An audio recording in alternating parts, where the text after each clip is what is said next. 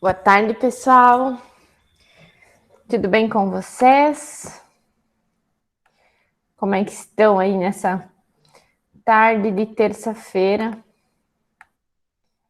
Para a gente conversar mais um pouquinho, então, mais um assunto do nosso programa, então, Desperta Digital. Só vamos aguardar o Ivandro, ele já está conectando. E hoje, então, o assunto, a temática do dia, então, é o planejamento nas aulas online, né? Como vamos construir o plano de aula, né? Então, o Ivandro vai tratar conosco um pouco desse assunto. Hoje é a penúltima live do nosso programa, né? Vai ser a última que eu vou participar com vocês. Amanhã quem vai acompanhar vocês é a Suzy. Então, já está chegando ao fim, né, o nosso programa aí Desperta Digital. Espero que todos vocês tenham feito muito bom proveito de todas as informações que nós passamos e repassamos, né? A gente fica muito feliz em compartilhar isso com vocês. Então, eu vou verificar aqui se o Ivandro está com alguma dificuldade para entrar, algum problema, tá? Vocês aguardem só um minutinho.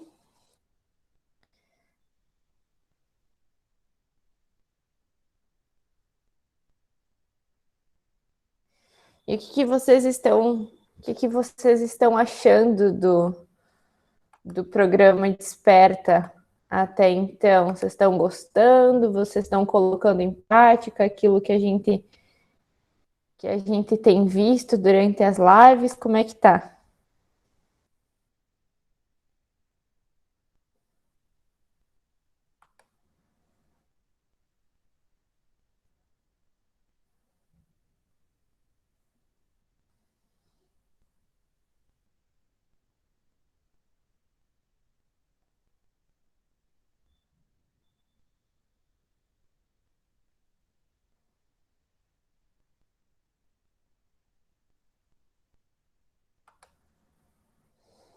O William falando, então, que foi muito importante para o desenvolvimento do trabalho remoto. Realmente, William, o auxílio, né, que conhecer algumas ferramentas dá para a gente é muito grande, porque, bom, eu vejo, né, eu tenho na faculdade algumas experiências que, às vezes, né, os professores tentam alcançar a gente da melhor forma possível, só que às vezes acontecem imprevistos, né? Não é a mesma coisa, né? A gente atingir presencial e online. Então o Ivandro já está conectando aqui a live conosco. Vou passar aí a bola para ele, então, para ele dar início então à conversa de hoje. Tenham todos uma ótima tarde, tá? Qualquer coisa podem acionar o chat, o microfone, fiquem bem à vontade.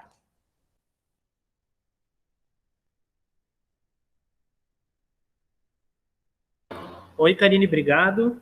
Confirma para mim como é que tá o áudio só. Tá ok, tá Ivandro, ok? tá bem bom.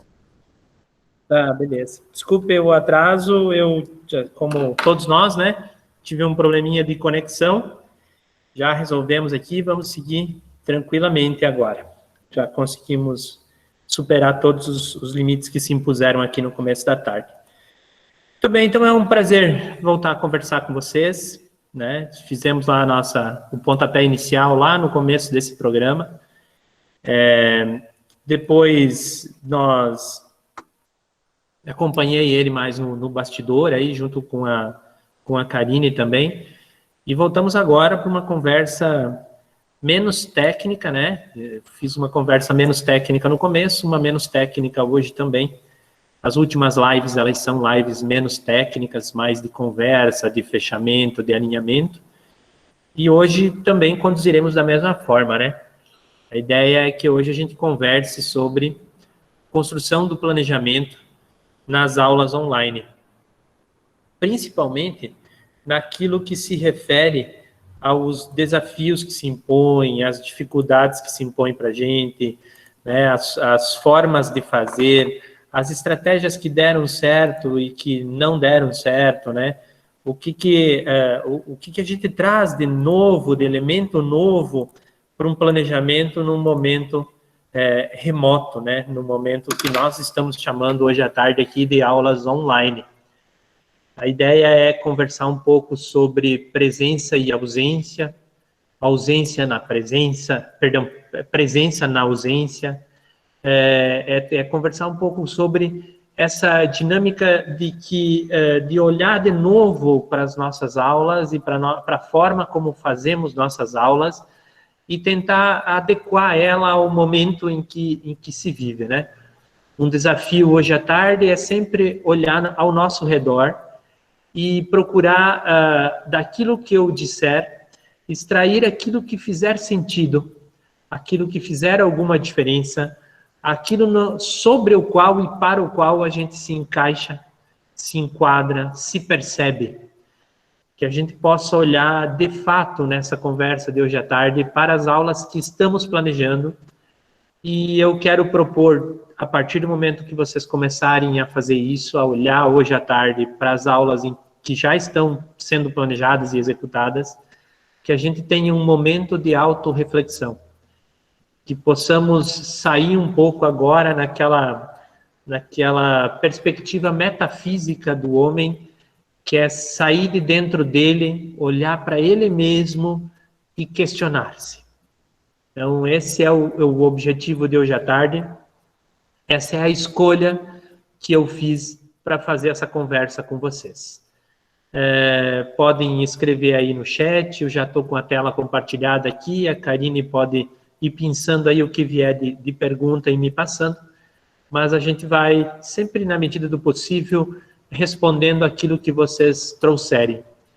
Como normalmente eu tenho dificuldade para encaixar uma fala de 1 hora em 1 hora, e a gente tem uma live logo depois, às vezes no final fica mais apertado para responder os questionamentos, né? Essa live não tem tira dúvidas, então a gente vai tentando aqui já resolver esses problemas no decorrer da nossa fala. Muito bem. O primeiro elemento que eu trago para a nossa conversa é o que mudou no planejamento com as aulas remotas, com as aulas online, né? Que públicos surgiram, que até então eles não eram considerados por nós durante o planejamento para nossas aulas presenciais, e que variáveis esses públicos trouxeram para dentro do planejamento, né? Quando a gente passa a considerar públicos novos, obviamente a gente considera variáveis novas sobre as nossas aulas e sobre a execução das nossas aulas. Quando eu proponho para vocês um momento de autorreflexão, a autorreflexão, ela como eu falei lá na nossa primeira aula, no nosso primeiro encontro, né, na live de abertura, a autorreflexão, às vezes, ela é dura conosco mesmo. Então, o ideal seria que a gente olhasse com leveza todos os argumentos, olhasse com tranquilidade para todos os argumentos e todas as questões que nos forem impostas aqui hoje à tarde. É lógico que vai gerar desconforto, precisa gerar desconforto. Se não gerar desconforto é porque a gente chegou no nível de perfeição, né? E isso é muito difícil de atingir. Então, em alguma medida, pode ser desconfortável, mas eu peço de antemão que vocês lidem com essa autocobrança de uma forma tranquila, racional, transparente, verdadeira, e também de empatia, né? Colocar-se no lugar do outro, colocar-se, às vezes, diante das nossas dificuldades, fazendo uma análise tranquila daquilo que se propõe. E aí eu já de cara digo assim, o óbvio, nós não estamos na escola, mas a escola precisa ir até os alunos. Eu já faço aqui uma inversão natural, né, da tradição da escola. A tradição da escola era criar um monte de elementos no nosso entorno, desde transporte escolar até material didático-pedagógico, jardim bonito, parque infantil, para que o aluno fosse até a escola. Agora a gente inverteu, né? Nós precisamos ir até os alunos. E os caminhos são da mesma dificuldade que às vezes o aluno tinha para chegar até a escola. Na mesma proporção, só que agora nós estamos fazendo esse caminho e não mais os alunos, as famílias, enfim. Elas até continuam fazendo, mas depois que a gente chegou até eles. Um outro elemento importante para a gente já considerar aqui na abertura da nossa conversa é que as aprendizagens precisam continuar. E eu usei o termo precisa 3 vezes aí, porque é realmente uma obrigação. Sem esses elementos de alunos, sem o elemento de aprendizagem e sem o elemento de planejamento, nós não teremos boas aulas. Não teremos bom desempenho dos alunos, não teremos bom desenvolvimento. Dito isso, de fato, a escola precisa, e eu grifo essa palavra, ir até os alunos.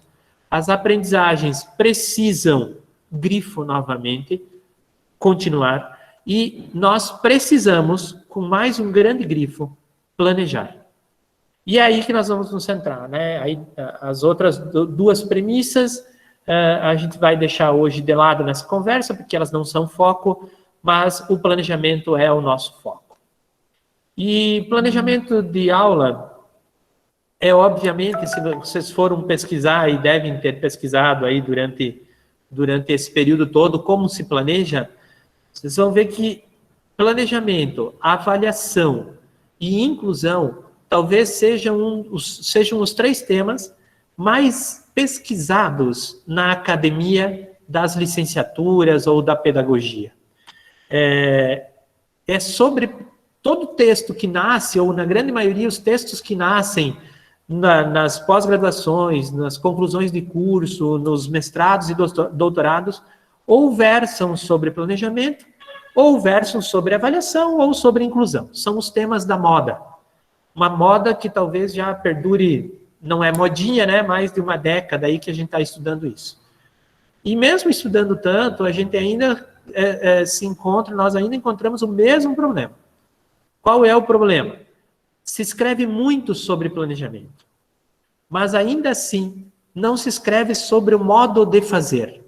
Se escreve sobre a importância de fazê-lo, a necessidade de fazê-lo, mas não se escreve sobre público, sobre a diversidade de uma escola, de um local, os níveis de aprendizagem distintos, se escreve muito pouco sobre isso. Então não há muito inspiração. Se vocês digitarem no Google hoje de tarde a expressão planejamento para aulas remotas, talvez vocês encontrem no YouTube umas 2 ou 3 aí videoaulas e não vão encontrar mais nada além disso. Eu considero, em larga medida, que planejamento é o primeiro passo para transformar ideias em realidade. E eu não estou falando aqui, nesse momento, apenas sobre aula. Estou falando sobre tudo, né? Nós chegamos, hoje, por exemplo, eu tinha live para ministrar para vocês. Cheguei no Senai, faltava 15 para meio-dia, organizei todas as coisas, encaminhei a minha tarde de trabalho, distribuí as tarefas que tinha para distribuir e cheguei aqui para me organizar, nesse lugar em que estou. Cheguei às 12h30, comecei a conectar, encontrei um problema de conexão. Por volta de 12h45, 12h50, a gente resolveu o problema de conexão. Se eu não tivesse me planejado, me antecipado, tivesse chegado aqui às 13h para conectar com vocês, nós nessa hora, porque agora são 13h12, não teríamos ainda começado a nossa conversa. Então, o planejamento é o primeiro passo para transformar as ideias em realidade. Se não planejar antes, não acontece. Um detalhe bastante premente, assim, muito importante, é de que um planejamento ele sempre nasce de uma necessidade, né? Eu preciso fazer algo, logo planejo, ou ele nasce de uma vontade. Eu quero fazer algo, logo eu planejo. Então, nesses dois universos, a gente sempre tem, inicialmente, uma ideia, ou a necessidade, ou a vontade, ainda no campo das ideias. É central o planejamento na nossa vida, é central o planejamento na nossa carreira de docente, na nossa estratégia docente, certo? E agora sim, daí o planejamento de aulas, né? Entendemos já a importância dele e dentro de uma aula, qual é o real papel que ele tem. E aí eu faço logo 3 grandes perguntas. Nesse momento de aula remota, o que considerar em um planejamento? Quais são os desafios desse planejamento? E por onde começo? Eu quero já alertar que essas 3 perguntas são os objetivos ou as respostas, o norte que nós vamos percorrer na nossa conversa de hoje à tarde. E vamos tentar, então, responder a última, né? Por onde eu começo? Eu sugiro que a gente comece pelo começo. E o começo é a nossa capacidade, ou a nossa habilidade, a nossa competência docente de levar as coisas para um plano que, às vezes, é um plano de justificativa do nosso rendimento abaixo do esperado, das aulas não serem tão boas, ou coisas nesse sentido. E eu vou mostrar para vocês como normalmente funciona na sala dos professores. Parece um desafio, a primeira coisa que a gente responde é assim, olha, com a diversidade brasileira, eu duvido que nós vamos conseguir isso aí. É muito difícil, o Brasil é muito diverso, são coisas muito diferentes. Locais e regiões muito diferentes. Um pouco mais de conversa, a gente logo diz assim, é que assim, o nosso município é muito diferente. A escola A conseguiu IDEB 5. Aí a gente tem no mesmo município uma escola com IDEB 8, 7. Caramba, é muita diversidade. E aí a gente avança na conversa. E a gente começa, né? Olha, a nossa escola, por exemplo. A diversidade dentro da nossa escola.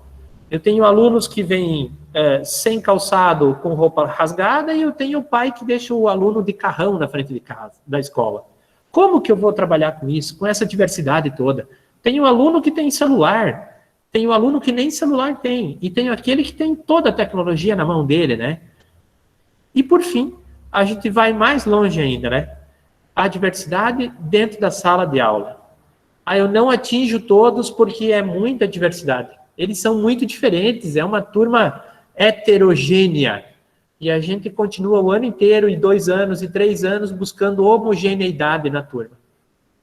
Eu diria que esse momento de pandemia, esse momento de aula remota, ele nos fez acelerar a compreensão de que isso tudo que a gente está dizendo é a mais pura verdade. É sim diverso. É sim diverso. As pessoas que estão na nossa sala de aula, que estão na nossa frente, são sim muito diferentes umas das outras.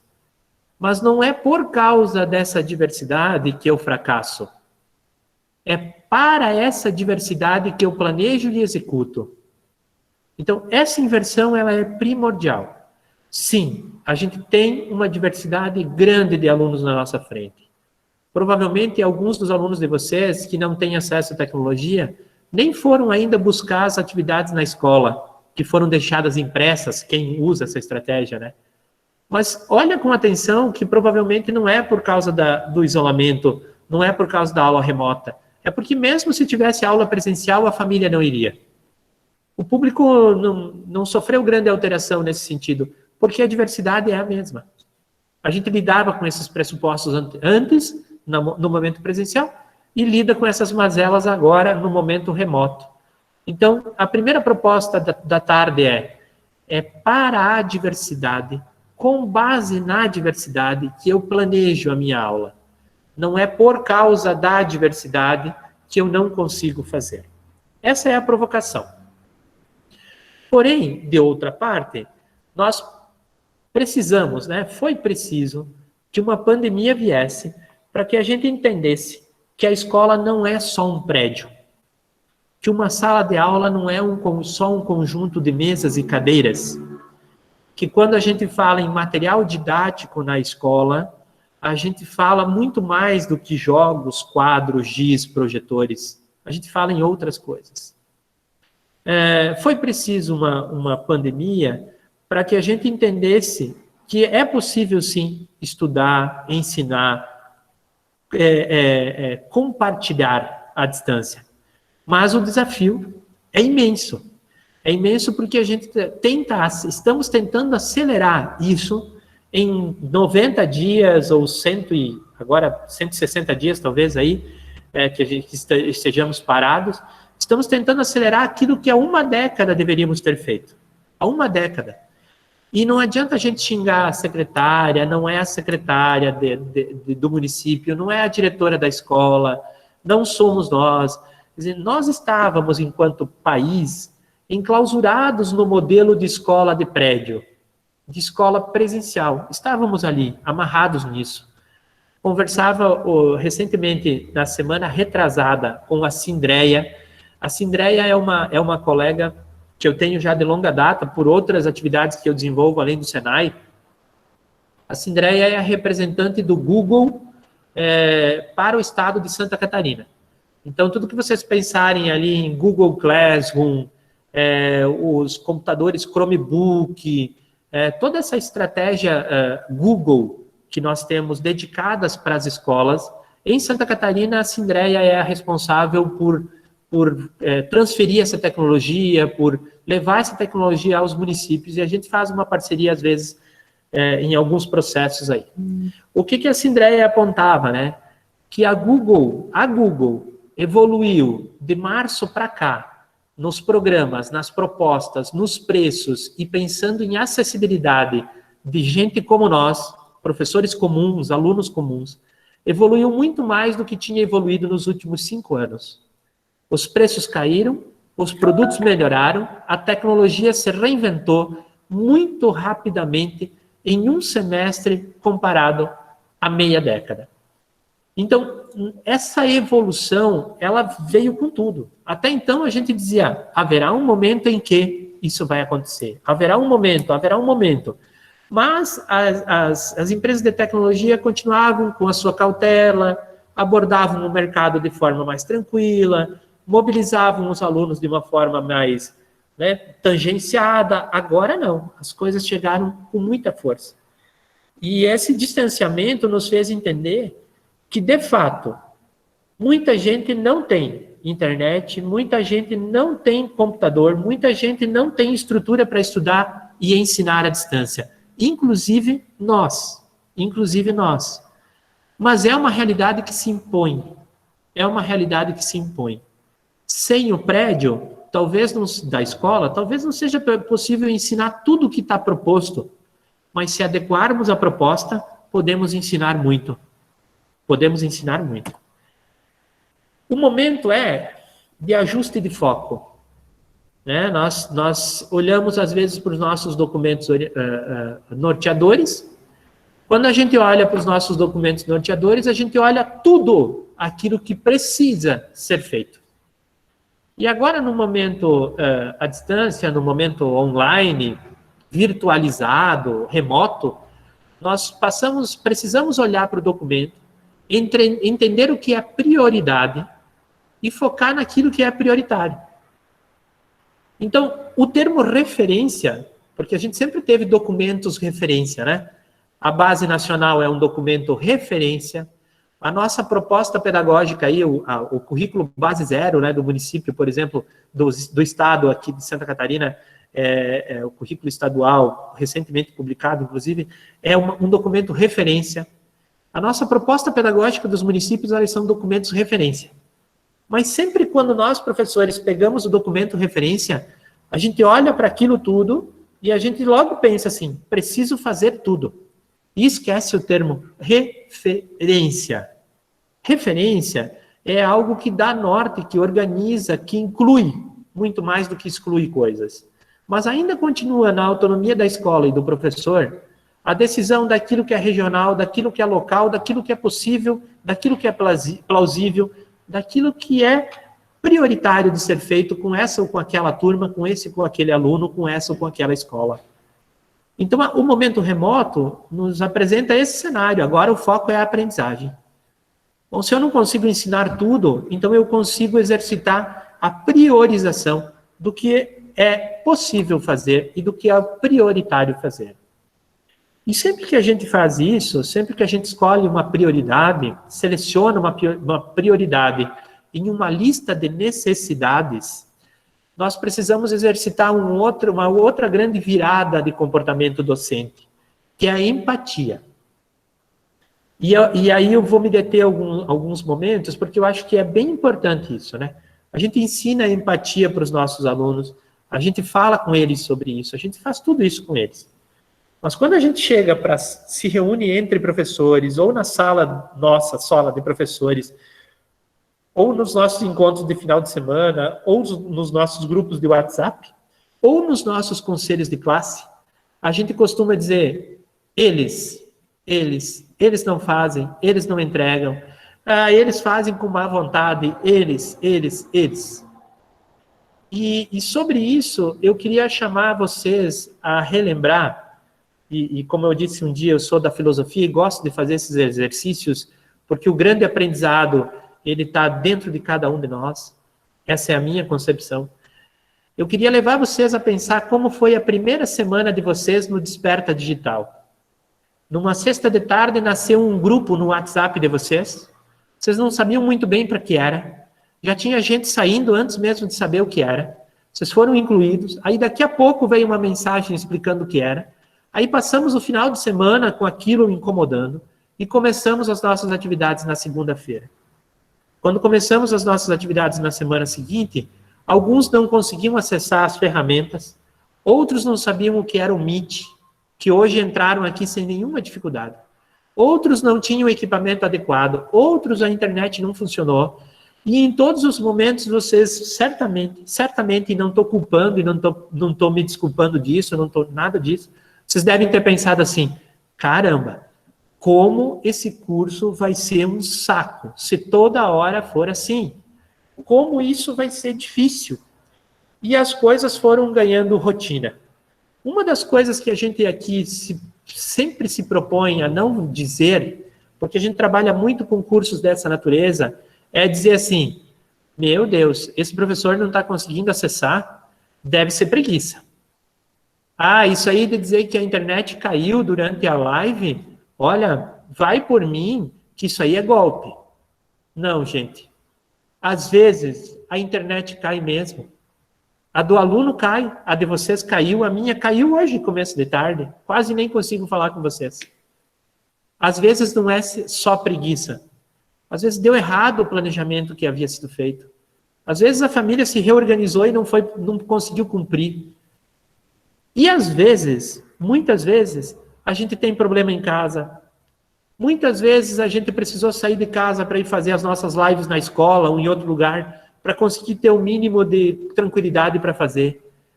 Muitas vezes a gente precisou deixar de lado desafios bem importantes da nossa vida pessoal para poder focar 1 hora e 15 aqui nos nossos professores. Então, sempre, aquilo que acontece conosco, também acontece com os nossos alunos e as famílias deles. Então, essa empatia, ela precisa ser exercitada. Se não querem chamar de empatia, porque às vezes isso é algo mais difícil, chamem de benefício da dúvida. É importante dar o benefício da dúvida para o nosso aluno. E também é importante dar o benefício da dúvida sobre o nosso planejamento. Talvez ele não tenha feito bem legalzinho como a gente queria, porque também a forma como a gente comunicou não foi muito boa. A forma como a gente planejou não foi muito boa. As escolhas que fizemos não foram as mais adequadas. Isso não nos faz um péssimo professor. Só vai nos fazer um péssimo professor se a gente não parar para pensar sobre. Se a gente perceber isso, ou nem quiser perceber, isso nos faz um professor muito ruim. Agora, se a gente tiver a competência, a hombridade, a serenidade e a honestidade de perceber que, opa, nessa semana a produção não foi tão boa, porque, eu acho que eu errei a mão no planejamento, é evolução para todos nós. Alguns de vocês que estão me ouvindo, assim como eu tenho filhos em casa, que recebem planejamento dos professores, meus colegas. E às vezes eu tenho dificuldade para executar esses planejamentos, essas aulas lá em casa, no seio da minha família. E aí eu penso, será que quando eu envio os meus planejamentos, as outras famílias também não sofrem a mesma dificuldade? Porque a nossa ideia mais forte sempre é eles. Ah, mas esse professor também. Ah, mas esse professor. Ah, mas precisava mandar isso. Ah, mas, sabe? Mas então também precisamos olhar sobre nós mesmos e fazermos a nossa reflexão. E aí eu levo vocês para olhar para o documento referência, sempre, pensando nessa ideia de priorização e pensando nessa ideia que eu chamei aqui, né, de avaliar o que é necessário e possível ser feito nesse momento e o que não é possível ou o que não dará tempo ou o que o planejamento, a aula remota, a aula à distância não atende, que é a Base Nacional Comum Curricular. Esse é o nosso documento referência. E eu digo para vocês uma coisa bem séria e que não é segredo para ninguém. Deu pandemia, fechou a escola, está reabrindo a escola, tudo isso, e o documento referência não alterou. É o mesmo. É o mesmo documento referência. É o mesmo documento para ser olhado. E se ele é o mesmo documento a ser olhado, nós precisamos, sem dúvida, olhar para ele.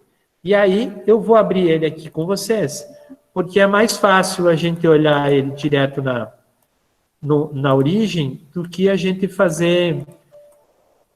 ficar campeando de outra forma ou fazendo um recorte em slide aqui. Esse é o site da BNCC, vocês já conhecem ele, certamente acessam ele quase que diariamente, né? Aqueles que não imprimiram ainda a base e não tem um caderninho lá separado para poder folhear, mas então o site é esse, ele é muito clean, limpo, ele traz aqui 3 possibilidades, você pode baixar a base em planilhas do Excel e você consegue organizar essas suas planilhas para ver qual meta, qual objetivo você já atingiu, qual não. Você consegue fazer muita coisa nessas planilhas enquanto organização do teu trabalho.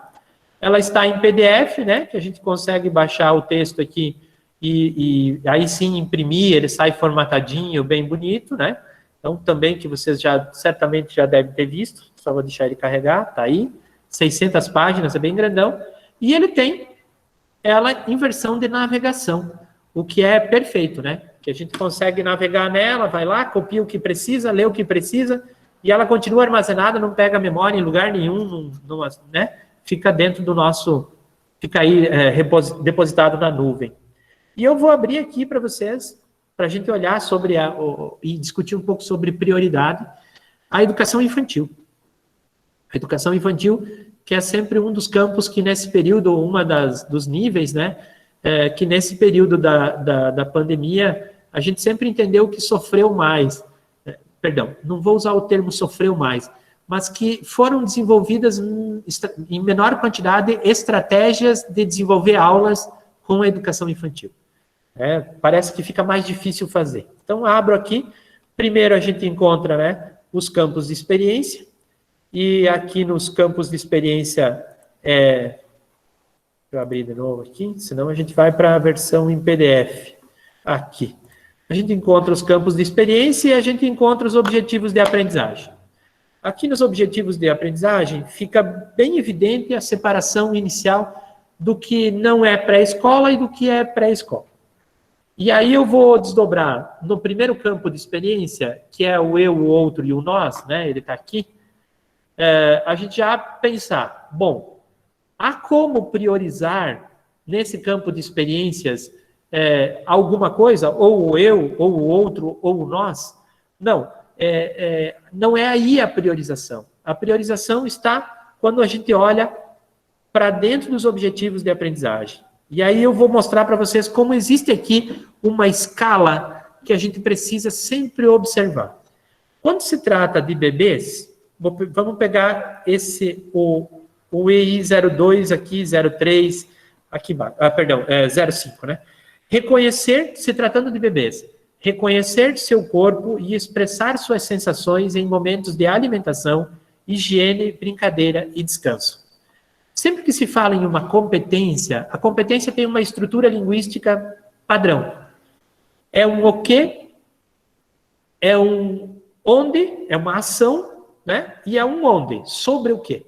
Então aqui nós estamos falando do verbo reconhecer, certo? Reconhecer seu corpo. Beleza? Daí nós vamos para as crianças bem pequenas, de 1 ano a 7 meses, nós temos um outro verbo, também sobre o seu corpo. Perceber. Perceber que as suas características, o eu, certo? Tem relação com o outro e com o nós. Mas o primeiro verbo era reconhecer. O segundo verbo é perceber. E eles ainda estão de 1 ano e 7 meses a 3 anos e 11 meses. Aí eles chegam para nós na pré-escola. Aí lá na pré-escola, a gente quer que eles, já no primeiro dia, demonstrem valorização das características do seu corpo e que eles respeitem as características dos outros. Gente, olha a hierarquização da taxonomia de Bloom. Depois eu vou abrir a tabela da taxonomia de Bloom para vocês olharem. Ele começa reconhecendo. Ele pode chegar, inclusive, na pré-escola, ainda sem saber perceber. Depende de como esse trabalho foi feito anteriormente. Então, onde é que a gente começa? A gente fica insistindo no demonstrar? A gente fica insistindo no respeitar? Não. A gente precisa passar pelo perceber. Ninguém demonstra se antes não reconhece e não percebe. Isso é a ideia de priorização que eu estou propondo para vocês. Que a gente olhe, de fato, a ação que me está sendo proposta para aqueles meus alunos e que eu foque nessa ação. Se eu for para uma outra, deixa eu pegar uma outra hierarquização aqui, de um outro nível, para vocês verem. Aqui, ó. Essa é bem legal. Imitar gestos e movimentos enquanto bebê. Explorar formas de deslocamento no espaço. E aí, quando vem para a pré-escola, criar movimentos.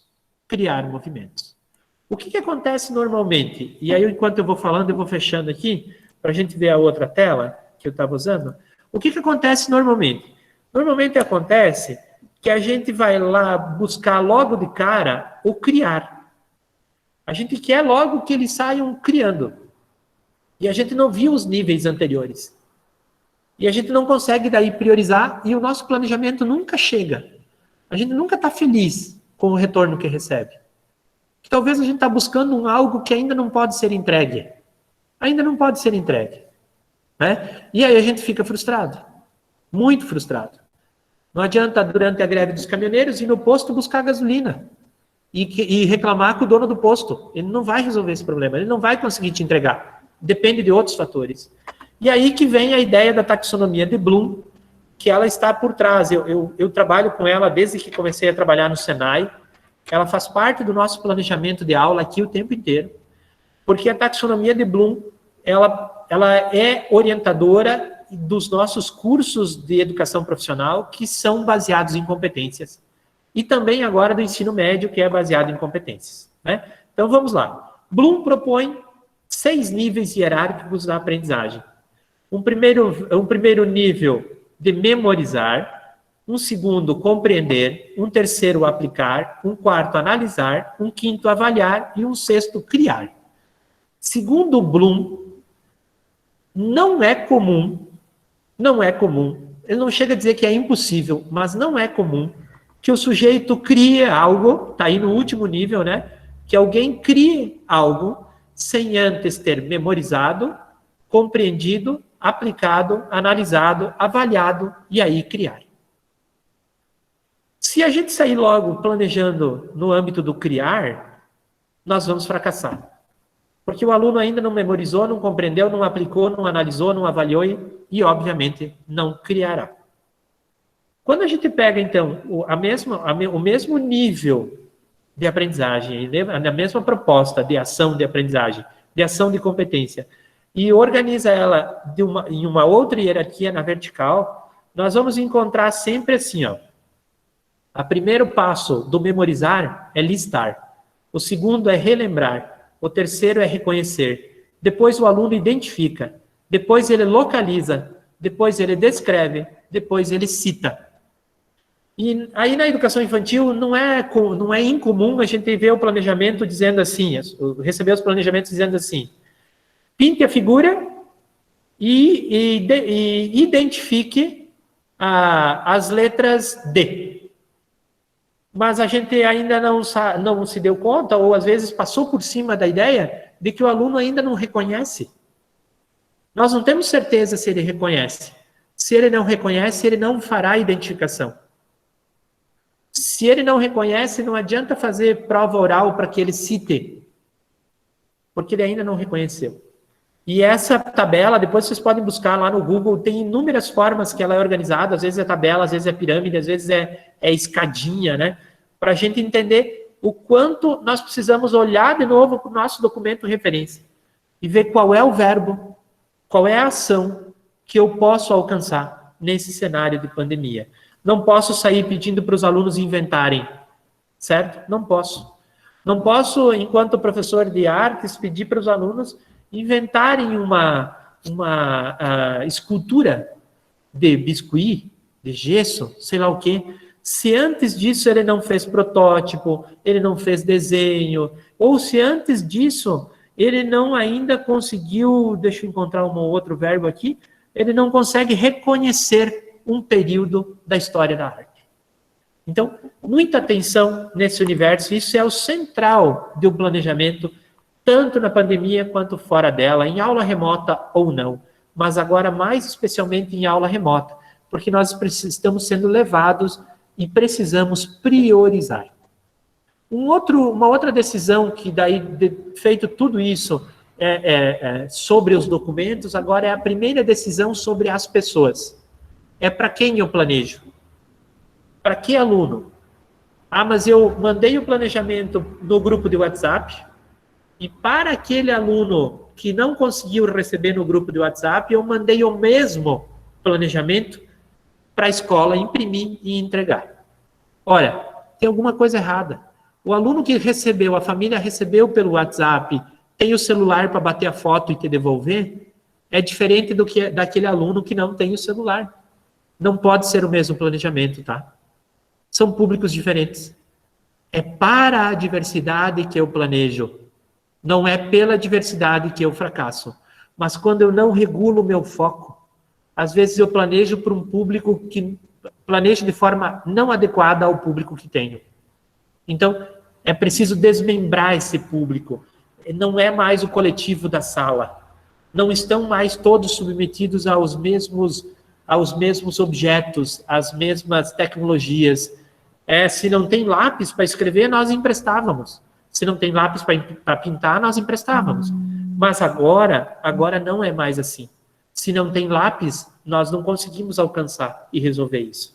Então é preciso pensar. Aquele aluno que recebe no WhatsApp e devolve no prazo, ou que recebe no Classroom e responde no Classroom, que tem computador em casa, é diferente do que aquele que vai no balcão da escola buscar atividade e ele precisa de um planejamento diferente. Uma outra decisão é se a minha atividade vai ser assíncrona ou síncrona. Aqui eu vou gastar muito pouco tempo, porque assim, vocês já estão carecas de saber o que é uma e outra coisa. Vou só retomar, né? A atividade assíncrona, ela exige que o aluno tenha mais autonomia e ela propõe total ausência física do professor e do aluno nesse processo. É mais ou menos assim, você produz o planejamento no Word e manda para casa. E aí o pai vai escolher a hora de fazer, vai escolher a forma de fazer, vai resolver o que tu mandou e vai devolver. Não haverá encontro, não tem horário que as coisas acontecem ao mesmo tempo. São assíncronas, certo? Elas são realizadas no momento em que acharem que deve e a gente envia no momento em que achar que deve enviar. E existe uma outra modalidade que eu aconselho aqui que a gente use as duas, que são as atividades, a proposta síncrona, que é de sincronia. A proposta síncrona, principalmente se tratando de anos de ensino fundamental, né? Tanto os iniciais e finais, quanto a educação infantil, ainda existe, e existe às vezes no médio, também existe no superior, mas em menor escala, uma necessidade de ver o professor, de sentir o professor, de contatar o professor, de ouvir a sua voz, de interação. Então, de vez em quando é bom a gente usar algumas e pensar algumas estratégias que promovam interação, demonstrem afetividade, que legitimem a nossa existência, tipo prova de vida do aposentado na Caixa Econômica, né? Estou vivo ainda, estou bem. Presença digital, de acolhimento, de pertencimento. E aqui que eu quero parar sobre a ideia de presença durante a ausência. É possível a gente se fazer presente mesmo na ausência, né? Vou dar um outro exemplo. Vocês fizeram algumas lives que o professor compartilhou a tela e desligou a câmera dele. Caramba, que coisa ruim, né? A gente só vê a foto ali do professor, às vezes é um avatar, e esse avatar fica lá piscando, como o professor está falando, mas a gente não consegue ver detalhes dele, onde ele está, se está tomando um café, se não está tomando, o que ele está fazendo. Eu procuro sempre tomar esses cuidados, certo? Câmera ligada, oportunizo um cenário para que vocês conheçam onde eu estou, procuro usar uma câmera que me dê uma amplitude de espaço maior, do que maior do que a webcam do computador me dá. Procuro pensar em tudo isso, para garantir um mínimo de presença. Procuro deixar um espaço livre para que eu falo com as mãos, para que eu continue falando com as mãos e para que vocês vejam os meus gestos, porque eu digo muita coisa no gesto também, mais às vezes do que digo nas palavras, ou ele complementa as minhas palavras, então eu prefiro deixar isso tudo aberto. Qual é a ideia aqui, gente? A ideia é promover a aproximação. A ideia é aquele professor que trabalha com educação infantil propor uma atividade com os seus alunos, com os seus pais, que ele possa encontrá-los de vez em quando. E aí o exemplo é sempre inevitável, E aí eu preciso fazer isso, né? Tem um momento desses, um momento recente, que eu encontrei uma família e a filha, 8º ano, me disse assim, olha, tenho recebido as atividades da escola, tá vindo as atividades, mas assim, não tenho um retorno da professora, não tive uma aula remota marcada, não me mandou um áudio, não me mandou um vídeo, não me mandou nada. E eu devolvi todas as atividades no prazo e ela nunca me deu nem um ok no WhatsApp. Isso é atividade assíncrona pura. Vai chegar um momento que essa mocinha de 8º ano vai abandonar as atividades. Não mais as fará.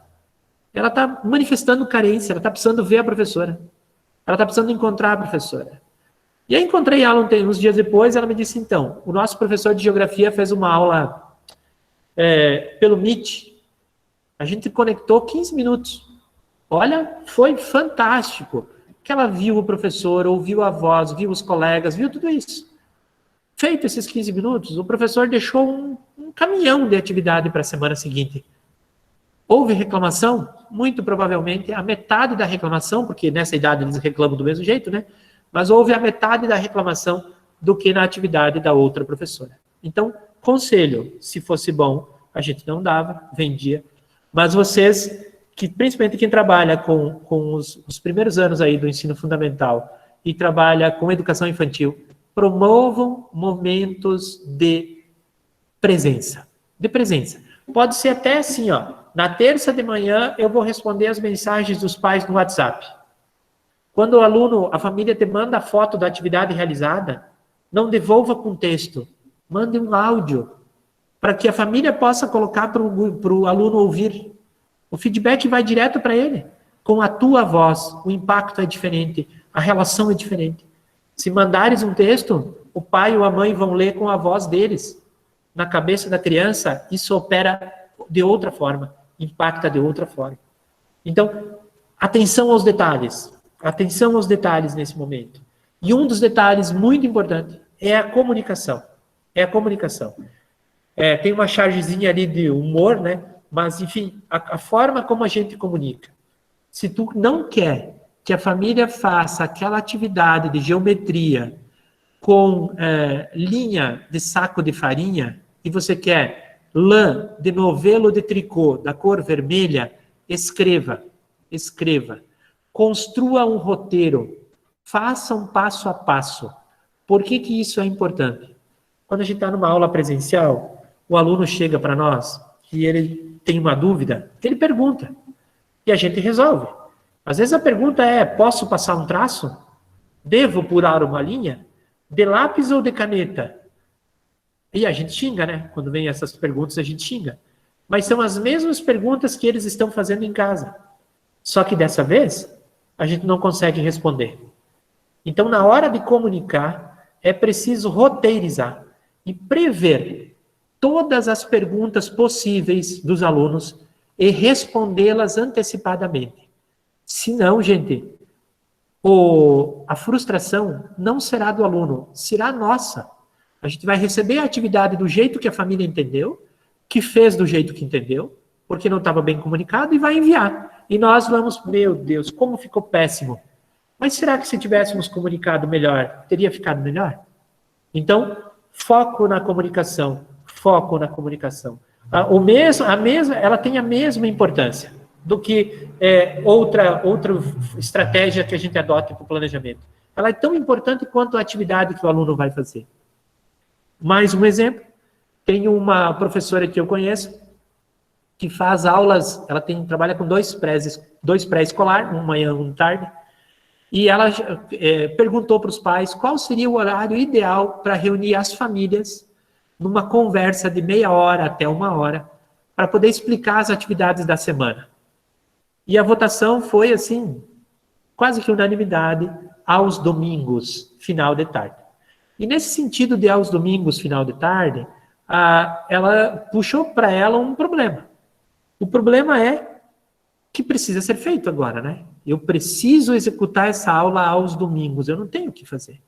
Ora, se eu não tenho o que fazer para executar essa aula aos domingos, eu preciso, de alguma forma, organizar meus domingos para atender essa família. Eu preciso atender essa demanda que me chegou. Só um minutinho, por favor.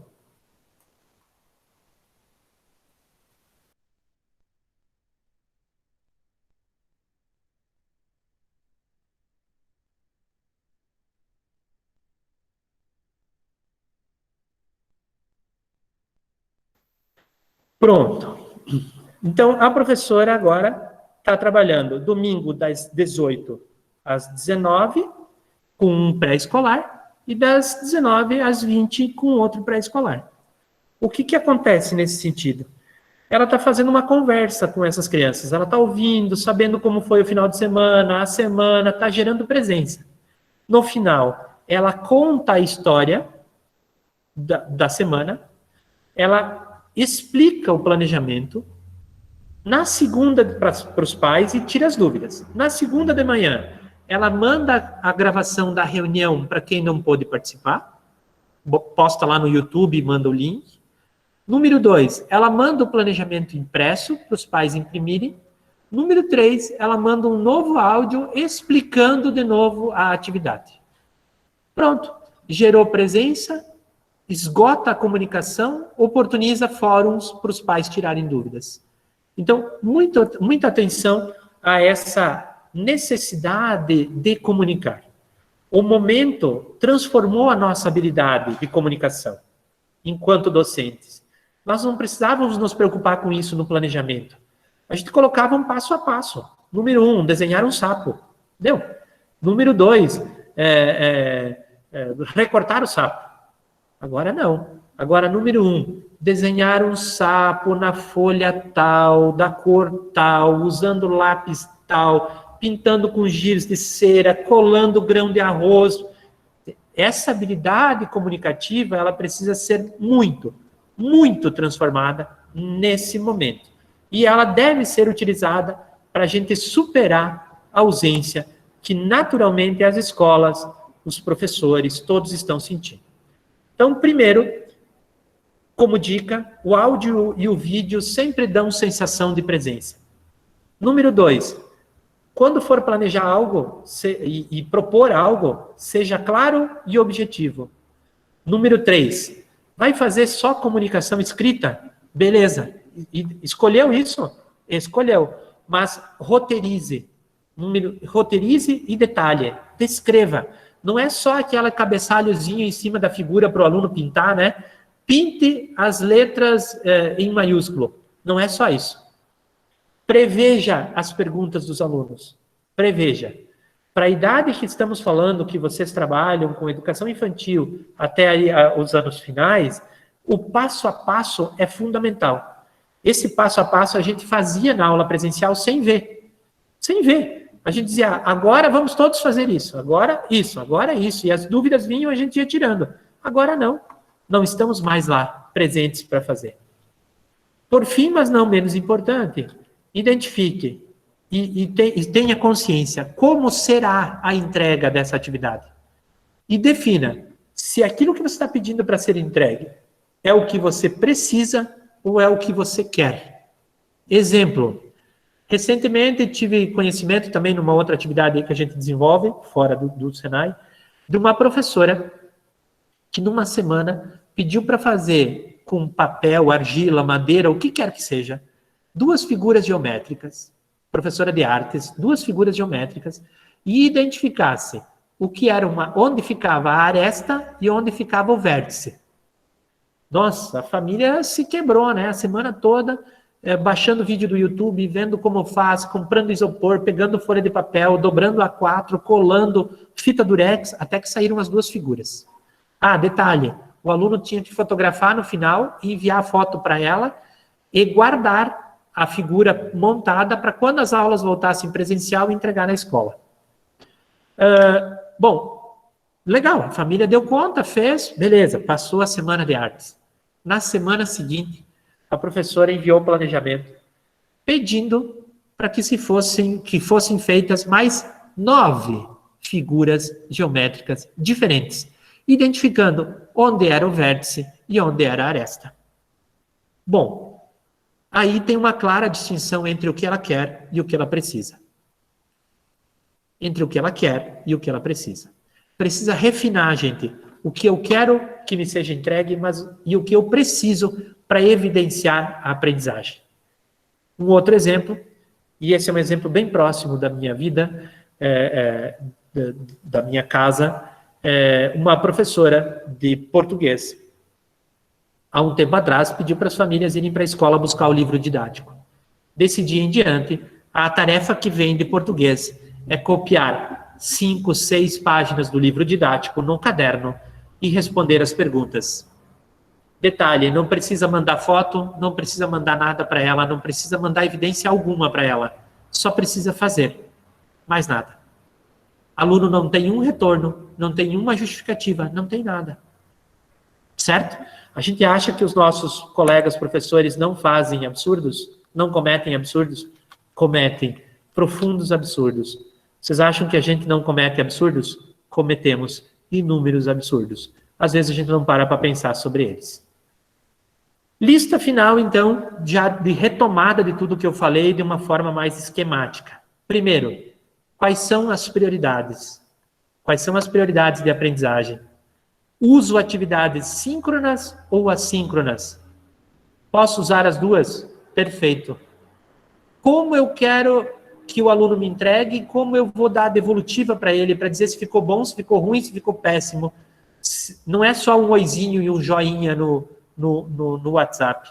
É olhar de fato essa atividade e fazer a crítica sobre ela, para a gente poder compreender, de fato o quanto fez sentido aquilo que a gente mandou. Que evidências eu preciso para avaliar? Não as que eu quero, as que eu preciso para avaliar. E o que eu proponho? Sobre o que eu estou propondo, sugiro 3 perguntas. É simples, mas atende ao objetivo de aprendizagem? Perfeito. É execuível? Tipo, todos conseguirão fazer? Ou eu estou exigindo pedra basalto que nem tem aqui na região? Estou exigindo que o sujeito vá para a livraria e encomende uma massinha de modelar importada. Então, é simples? É. É execuível? É. Então, siga. Ele é focado? É preciso? É ajustadinho? É. Então, você tem na tua mão um ótimo planejamento.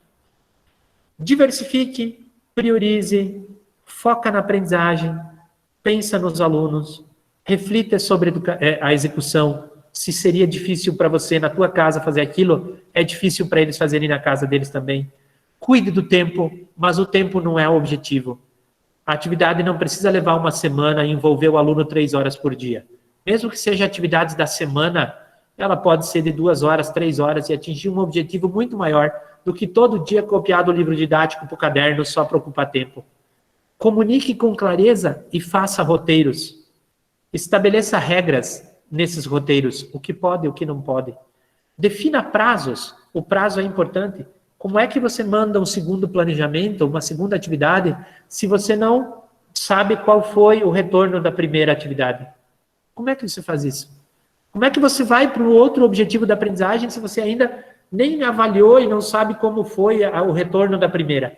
Defina prazos. Para eles, prazos que são importantes para você. Detalhe as expectativas. Aquilo que você espera dos teus alunos tem que ser detalhado, para que ele saiba o que ele precisa entregar de fato. E justifique a estratégia.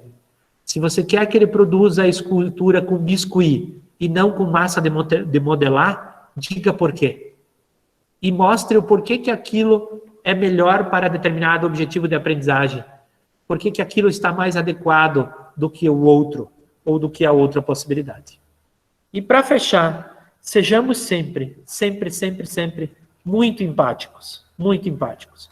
As dificuldades que nós temos na nossa casa, no nosso dia a dia, com os nossos filhos, são as dificuldades que as outras famílias têm, às vezes um pouco pioradas, às vezes um pouco mais aprofundadas do que nós. E isso precisa ser considerado. Não é coitadismo, não é achar que as pessoas queridas não conseguem. Não, não é isso, entendeu? É apenas a gente se colocar no lugar do outro, porque certamente a percepção do outro, a forma como o outro vê as coisas, não é igual a que eu vejo.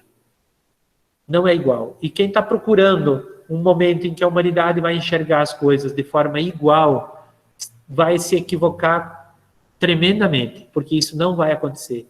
As pessoas enxergam diferente, se envolvem diferente, entregam diferente, se motivam diferente.